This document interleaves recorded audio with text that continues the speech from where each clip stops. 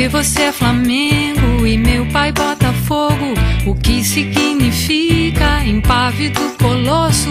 Porque os ossos doem enquanto a gente dorme. Porque os dentes caem por onde os filhos saem.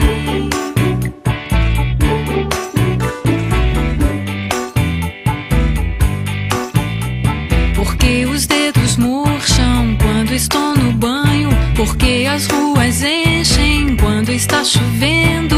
Quanto é 1000 trilhões vezes infinito? Quem é Jesus Cristo?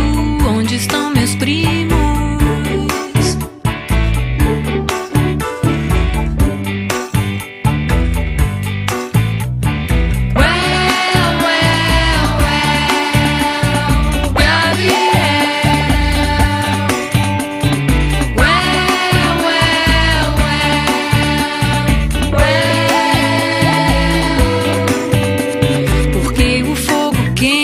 Porque a lua é branca, porque a terra roda, porque deitar agora, porque as cobras matam, porque o vidro embaça, porque você se pinta, porque o tempo passa.